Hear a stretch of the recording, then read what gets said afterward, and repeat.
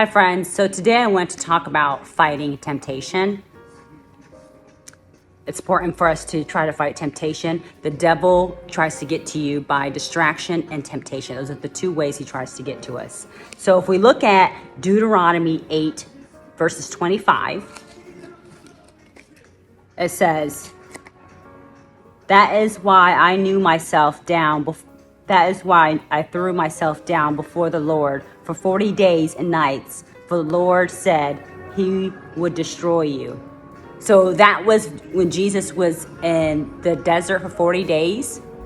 He was disciplining himself, right? He was trying to master discipline, because we have to be disciplined and we have to be obedient, right? So Jesus was disciplining himself, right? That's one of the things.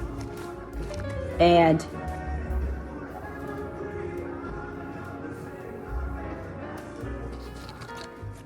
he was trying to discipline himself, and the devil tried to tempt him, right? So the devil tries to tempt you, and God uses that to test you, right? It's a test to see, are you going to pass the test?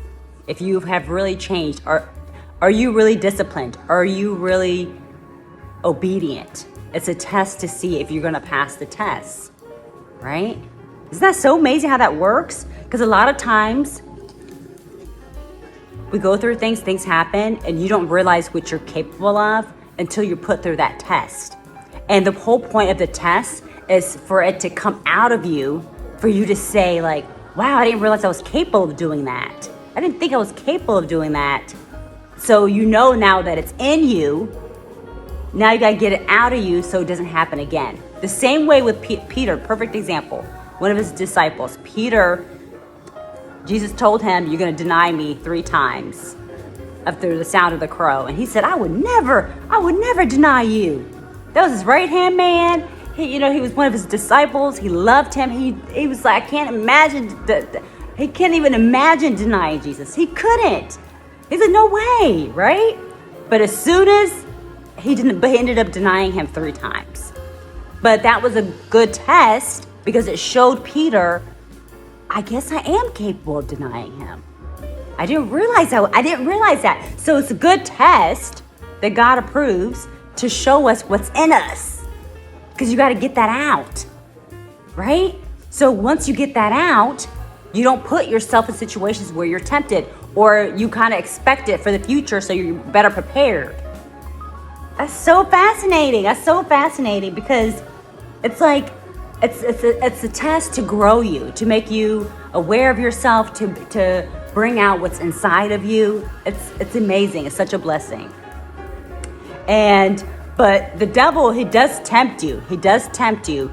And God uses that to test you, to see if you trust him.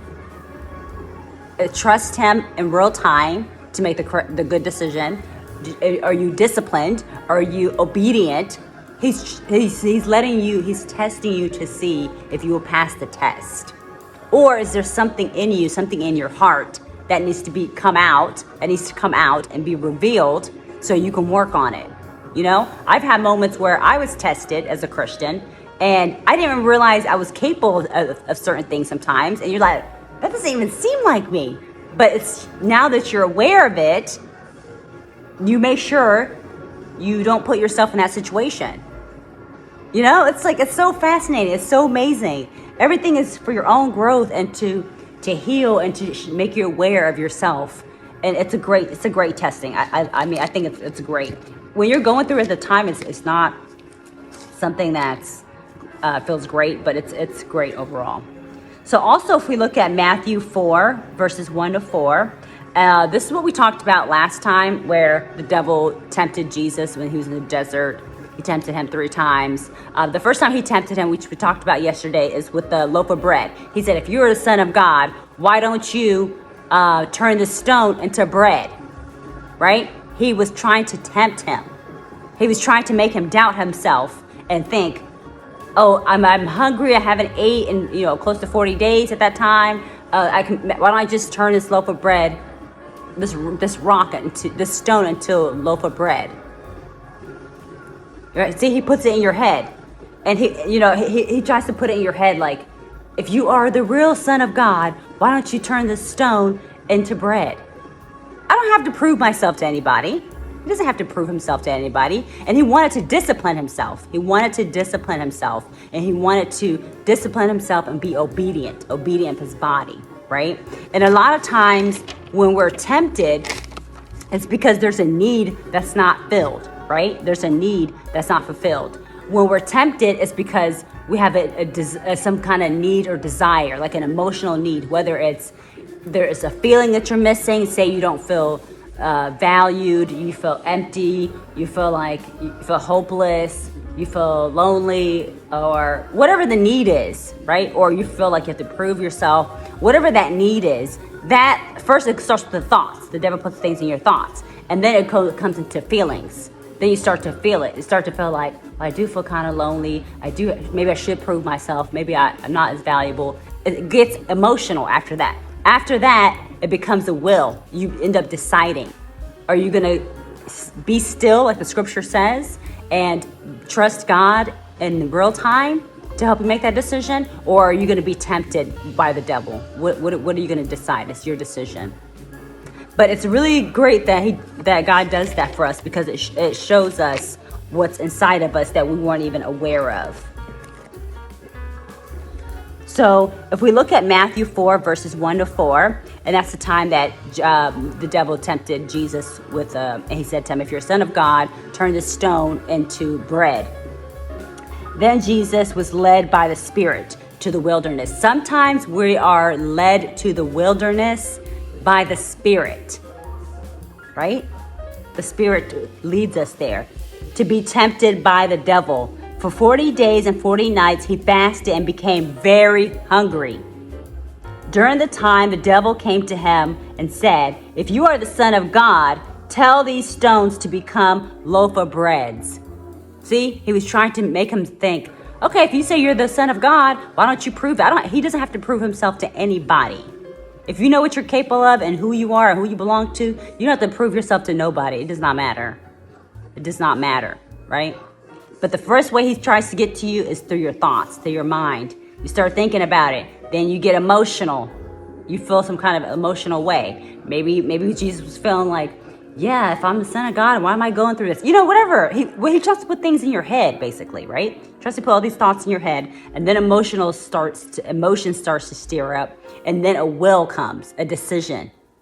Are you gonna trust God in real time to be able to resolve that for you, or are you gonna make your own decision? The devil wants you to be able to solve it yourself. He wants you to be able to solve it yourself and take care of it in your own time. Instead of being still, like the scripture says, being still and being content and casting all your care and giving it to God, he wants you to be able to do it yourself. Because if you do it yourself, you're saying, I don't need God. I'll figure this out myself. No, you're not supposed to figure it out yourself. See? Wow. It's so amazing.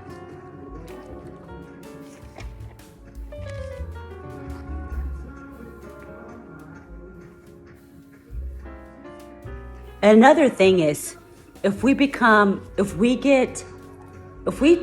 in the flesh and we try to meet our desire, say you have an emotional desire, whether it's a desire, say you feel lonely, or you don't feel valuable, or you just want to feel desired, whatever it might be.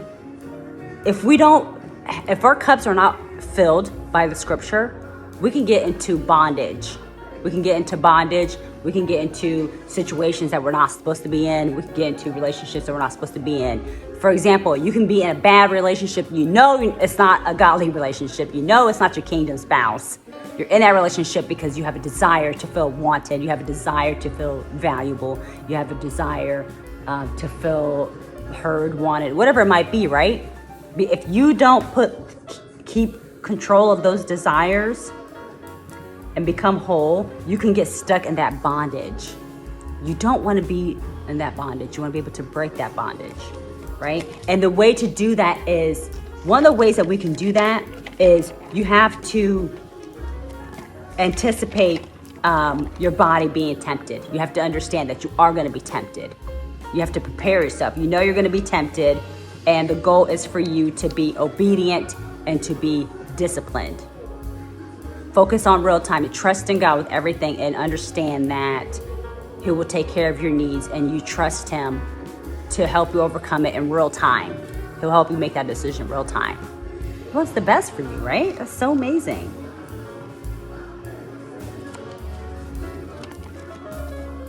Wow. And then if we look at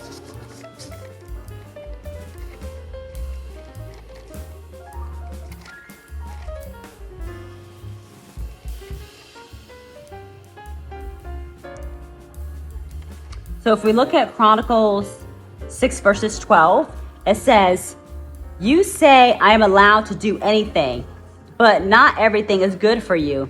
Even though I am not allowed to do anything, I must not become a slave to anything." So basically, just because you're allowed to do anything, that doesn't mean it's right. Like, you know when things are right and things are wrong. Just because we're allowed to, it doesn't mean we should, right? So the devil wants you to take matters in your own hand. He doesn't want you to trust God.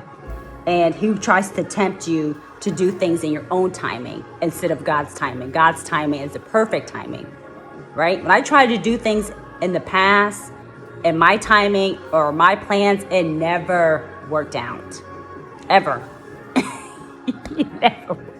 It never worked out. Now I'm in my Christian journey over 6-7 years now, then of course I cast all my care to Him. And if it's not meant for me, it's fine. If He doesn't want me to have it, I don't worry about it, right? Now that I have that mindset, I have a great life because I don't worry about anything, you know?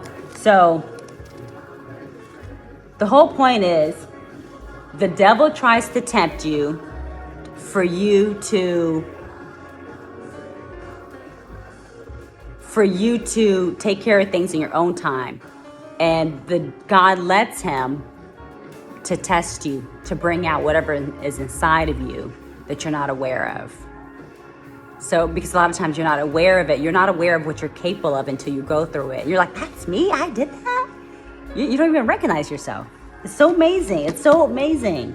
It's such a blessing to see, like, I didn't realize I was capable of doing that. Next time I have to be careful. I didn't think that was in me. And then if we look at Hebrews 3 verses 18. Hebrews 2 verses 18. It says, since He Himself has gone through the suffering and testing, He's able to help us when we are being tested. So basically, it says that Jesus was being tested. See, God will test us to see if we're obedient, to see if we trust Him in real time, to see if we're disciplined. You got to discipline yourself. You can't live in the flesh. You got to live in the spirit. You can't try to always fulfill your flesh and your desires. Just because we have desires and we want to do things, or things are pleasurable to us, that doesn't mean we should do it. Okay? All right. Bye. Thanks, friends.